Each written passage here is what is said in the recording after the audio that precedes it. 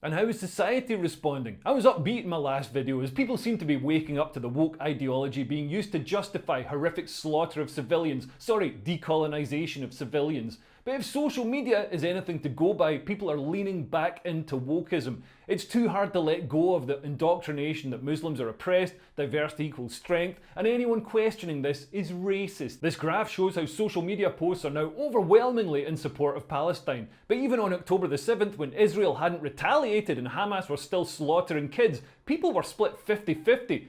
People have fervently held opinions based on absolutely nothing. People have fervently held opinions based on absolutely nothing. Woke ideology has replaced facts as a basis for a worldview for people like these girls interviewed at a pro-Hamas protest in London. Hamas invaded Israel on the 7th of October. What was your initial reaction to that?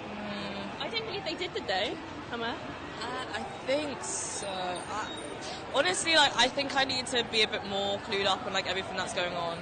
So I feel like I'm not really qualified to answer that too well. I mean, I'm not sure if I've seen anything that shows that that's actually happened or factually correct. The worst violence against the Jews since the Holocaust, and they want to deny this too? This isn't a hate march, it's a stupid march. And the protesters have been completely silent about much larger scale atrocities against Muslims in Yemen, Darfur, Myanmar and China. It's a bit weird that people only get angry when Jews are involved. It's almost as if that's the actual thing that matters to them. Everyone's the same. Every time I open social media I see dozens of low testosterone gimpy guys and fat angry liberal women simping for Hamas.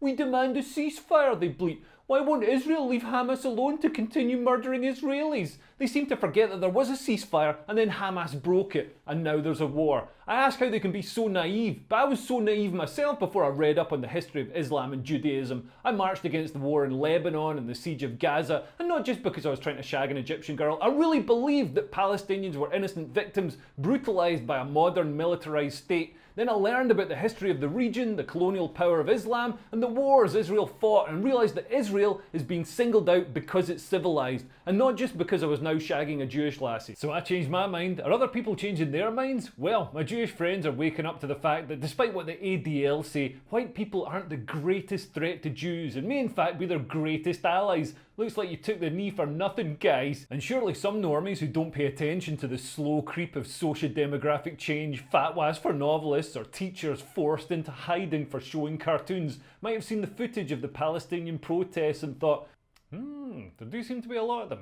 But is it too late? I've never been so pessimistic about Britain's future. Our civilization is collapsing, not because of war or pestilence, but because we've stopped believing in it. After the grooming gangs, terror attacks and 40,000 UK extremists on watch lists, I thought that marches calling for the extermination of Jews might be the thing that wakes people up to the fact that maybe, just maybe, this experiment of importing unlimited numbers of people from failed states with violent medieval ideologies who despise the West might not be that good for the West. But instead of dealing with the hatred and intolerance, we continue to bend over backwards to accommodate it, lest we be seen as some kind of ist or phobe. If the West had a stiffer backbone, I might feel more confident. The Visigoths were invited into the Roman Empire and ended up sacking Rome, but it was decades before people realised that the Roman Empire had fallen. I think ours fell around the same time Gary Coleman died. Anyway, thanks for watching. Please like and subscribe and share this video with somebody who'd get described in The Guardian as a far-right extremist.